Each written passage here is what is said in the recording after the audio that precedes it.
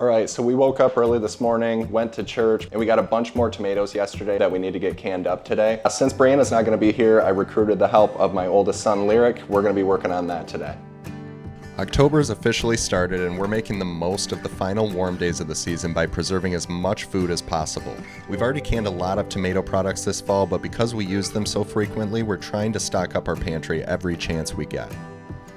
So just showing you the stations that we have rolling today. We've got all of our tomatoes that we're gonna set right here. Lyric's bringing more in right now. Then we have our boiling pan right here, which we're gonna use to get the skins loosened up. Throw them in cold water after that, and then we're gonna peel them in the sink.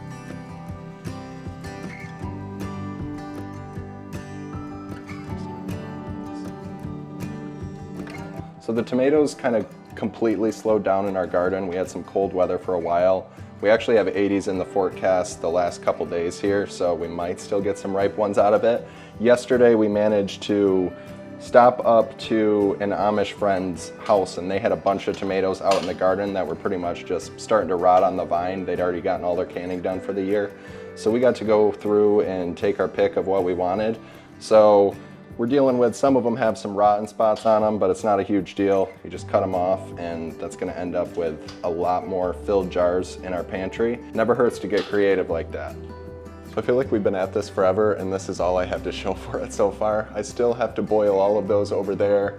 I still have some to peel here. Peeling tomatoes is not fun at all. It's my least favorite part of this whole process. If you've been watching us for a while, then you saw us can up all of these stewed tomatoes probably a month ago. We've gone through so many of them so far, probably a third of what we canned up. So either we're eating way too many tomato products or we just have to keep making more. So we're going with making more. I lost my help for a little bit here, but I'm still working on peeling. I do really enjoy bringing the kids into this kind of stuff. I don't know if when they grow up, they're gonna wanna live this way and do these things, but we'll support whatever they wanna do. I like at least giving them the skills to where if they do wanna do this, they'll know exactly how. We pretty much just started canning this year as a family, and we've all kind of learned the do's and don'ts of that, little tricks and techniques, and we've all learned them together, so it's kind of cool.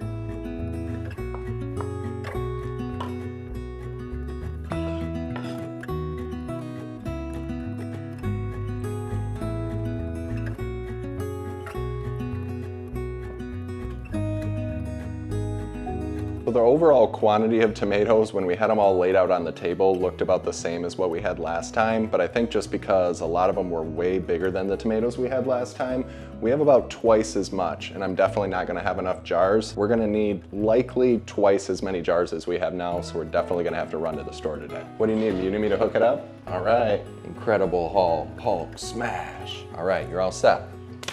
All right.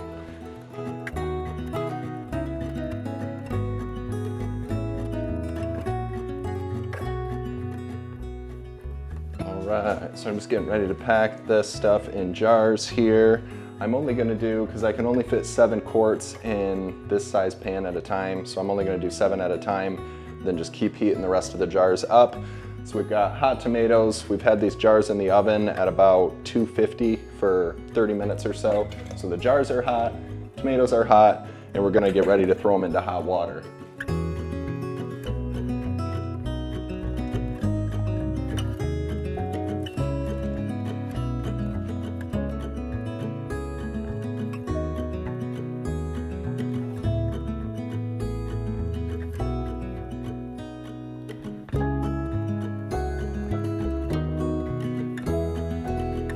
All right, so I'm gonna do half and half here. I'm gonna do half of the ball lids and then half of the Superb lids that came from Azure Standard from the jars and the lids that they sent us. So we're gonna do a comparison. I'm gonna see if there's any difference in how they seal. When we did our applesauce last week, we used all Superb lids and every one of them sealed, but we're gonna test it out in comparison to the ball lids today and see if we notice any big differences. To settle the record, every one of the jars sealed, but I will say the Superb lids give you a much more satisfying pop sound when they seal than you get from the ball lids. We'll put a link to Azure in the description so you can see for yourself.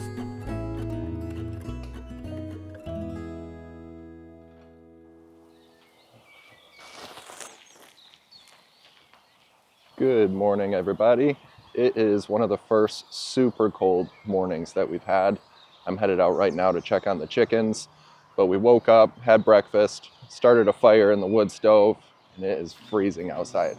Luckily, it appears that they stayed warm through the night, but I got to get them some food and water. I feel fortunate that they emptied their water container out before everything froze last night, because that could have been really bad. I have a heated water I'm going to be bringing in pretty soon, but we're actually getting these meat birds butchered next week, so we won't have them for much longer. I'm glad I'm not going to have to feed them in the bitter cold.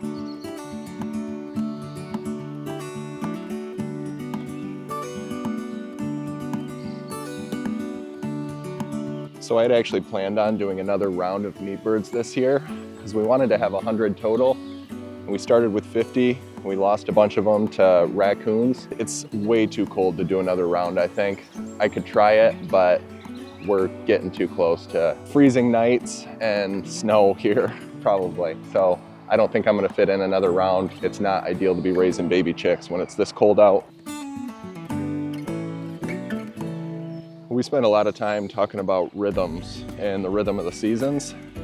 I'm definitely ready for things to slow down a little bit. When I look back at the last year, I mean, we've had pigs, we had sheep, had meat chickens, egg layers, and it's just constant work. When it comes to fall time, most of those animals get processed, and you can go into winter with kind of the mindset of rest. So that is something that we're definitely ready for this year. I'm headed out to the garden right now with some coffee, check out what damage the frost might have done. We got to pull any of the tomatoes, peppers, anything out of there that we can, because if we get another frost like that, we could lose a lot more stuff. Harvest is really slowed down, but there is quite a bit of vegetables out here still, so we're gonna pick them today. The ripening of tomatoes and things like that has completely stopped, but we do have some green ones out here that I want to try to find something to do with so they don't go to waste. And then I'm going to pull all these peppers off the plant so they're not getting wrecked by frost either. There's always a hint of sadness that comes with the last harvest of the season. Pulling up the final plants, knowing the garden will soon rest under frost, feels a little like saying goodbye to an old friend. But mixed in with that ending is something hopeful, the promise of what's next. We're already thinking about what will grow next year, what will change, and how we can make it all a little bit better. That's the beauty of this life. Every season ends, but it always leaves room for the next to begin. So we ended up pulling a huge box of green tomatoes out here. If any of you have a really good recipe for using your green tomatoes, shoot it over in the comments, because we'd like to make use of them and not have them all go to waste. We had such a weird year for weather, hot, cold, that we had so many tomatoes that never had the chance to ripen, and we're really hoping to still get some kind of use out of them. We pulled a big old bowl of peppers out too. That's the last of our peppers for the season. I am not sure how these green beans behind me are gonna do. We planted them a little bit late, and I think they might not survive the frost, but they're so close to getting beans on them. I'm keeping hope.